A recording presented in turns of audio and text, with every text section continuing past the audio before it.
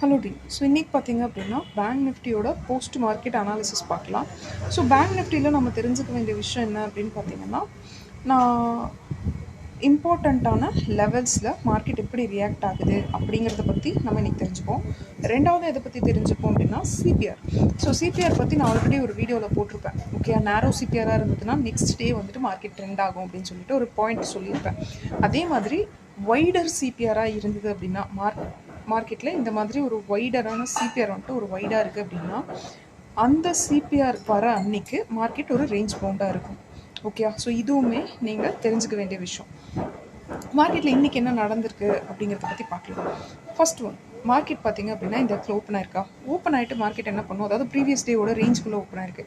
Previous டேவோட ரேஞ்சுக்குள்ளே market open ஆச்சு அப்படின்னா previous டேவோட ரேஞ்சுக்குள்ளேயே market trade ஆகிறதுக்கு percentage of the chances very very high. Okay, so previous நீங்கள் வந்துட்டு இதை பேங்க் நிஃப்டியில் ட்ரை பண்ணி பாருங்கள், it will be helpful. Okay, ரெண்டாவது, ஸோ இன்றைக்கி பார்த்தீங்க அப்படின்னா ஒரு நல்ல ரேஞ்ச். ஓகே, நெக்ஸ்ட்டு பார்த்தீங்க அப்படின்னா சிபிஆர். ஸோ சிபிஆர் பார்த்தீங்க அப்படின்னா இந்த இடத்துல ஒரு வைடர் சிபிஆர் வருது இல்லையா. ஸோ இந்த மாதிரி வைடராக வந்ததுன்னா திரும்பவும் மார்க்கெட் சைட்வேல இருக்கிறதுக்கு தான் சான்ஸ் அதிகமாக இருக்குது. அடுத்து இம்பார்ட்டண்ட்டான விஷயம் என்ன அப்படின்னு பார்த்தீங்கன்னா, CPR is like a magnet. Market இங்கே ஓப்பன் ஆகிருக்கு. ஸோ நான் 5 மினிட்ஸில் வச்சுருக்கேன். இன்னும் 3 மினிட் 1 மினிட்லலாம் தெரிஞ்சு பார்த்தீங்கன்னா உங்களுக்கு புரியும். ஸோ இந்த இடத்துல ஓப்பன் ஆயிருக்கா, திரும்ப மேக்னெட் மாதிரி சிபிஆர் மார்க்கெட்டை இழுக்கும். ஓகே, ஸோ இது வந்துட்டு முக்கியமான கான்செப்ட். நிஃப்டிலையுமே இதுதான் நடந்திருக்கு. ஓகே, மார்க்கெட் வந்துட்டு எப்போல்லாம் சிபிஆரை விட்டு அதிகமாக தூரமாக ஓப்பன் ஆகுதோ அப்போல்லாம் மார்க்கெட்டை சிபிஆரை நோக்கி இழுக்கும். ஓகே, ஸோ இதுதான் பார்த்தீங்க அப்படின்னா இம்பார்ட்டண்ட்டான பாயிண்ட்டு. ஸோ இந்த மாதிரி மார்க்கெட்டில் செல்லர்ஸ் அதிகமாக மணி மேக் பண்ண முடியும். Okay, so this is the important point on bank Nifty. So நான் வந்துட்டு ஹையர் டைம் ஃப்ரேமுக்கு சேஞ்ச் பண்ணுறேன். நீங்கள் வந்துட்டு முக்கியமான லெவல்ஸ் எல்லாம் பார்த்துக்கலாம். ஸோ இதுதான் பார்த்தீங்க அப்படின்னா நெக்ஸ்ட் டேயோட இம்பார்ட்டண்ட்டான லெவல்ஸு. ஓகே, ஸோ இந்த லெவல்குள்ளே தான் மார்க்கெட் ட்ரேட் ஆக chances are very very high. இதில் நீங்கள் இந்த லெவல்ஸ் எல்லாம் ஏன் பார்க்கணும் அப்படின்னா, இந்த லெவல்ஸ்க்கெல்லாம் மார்க்கெட் போச்சுன்னா எய்தர் அதை ரிஜெக்ட் பண்ணிவிட்டு கீழே தள்ளும், அப்படி இல்லைன்னா அதை பிரேக் பண்ணி அடுத்த லெவலுக்கு எடுத்துகிட்டு போகும். ஓகே, ஸோ இதை முதல்ல நீங்கள் லேர்ன் பண்ணுங்கள். அதே மாதிரி மார்க்கெட் வந்துட்டு என்ன பண்ணும் அப்படின்னா ஒரு ரேஞ்சை க்ரியேட் பண்ணும். அதாவது ஒரு சர்டைன் ரேஞ்ச் க்ரியேட் பண்ணும். ஃபார் எக்ஸாம்பிள் இந்த ரேஞ்சை விட்டு மார்க்கெட் வெளியில் போயிடுச்சுன்னா திரும்பவும் ஒரு புது ரேஞ்ச் க்ரியேட் பண்ணும். ஸோ புது ரேஞ்ச் அப்படிங்கும்போது அது ஒரு நாளில் மட்டும் நடக்காது. It takes 2-3 days. So which means ஒரு நாள் ஒரு ரேஞ்சை பிடிச்சிருச்சு மார்க்கெட் அப்படின்னா திரும்ப அடுத்தடுத்த நாள் புது ரேஞ்ச் வைக்காமல் அதே ரேஞ்சுக்குள்ளேயே ட்ரேட் ஆகும்.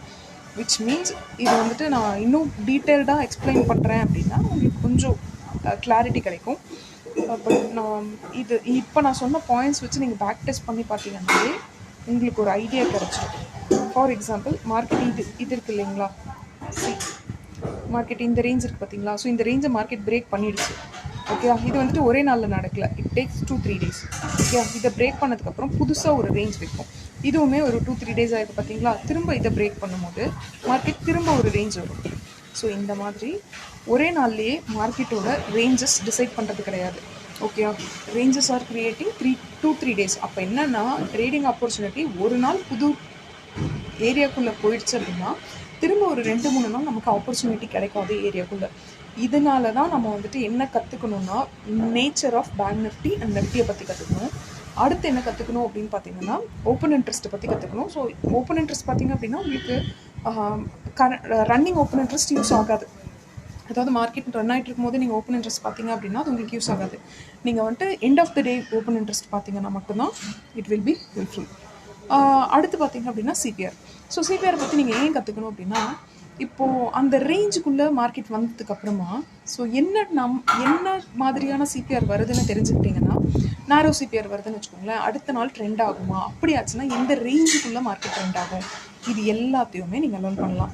So price action plus nature of Nifty and bank Nifty plus indicator, இது எல்லாமே சேர்ந்து பண்ணாதான் உங்களோட ட்ரேட் சக்ஸஸ் ஆகும். இல்லைனா நீங்கள் மினிமமான கேபிட்டல் வச்சு மேக்ஸிமம் ப்ராஃபிட் பண்ணுறது அப்படிங்கிறது பார்த்திங்க அப்படின்னா ஒரு கொஞ்சம் டைம் எடுக்கக்கூடிய விஷயம். அதாவது it takes time to practice.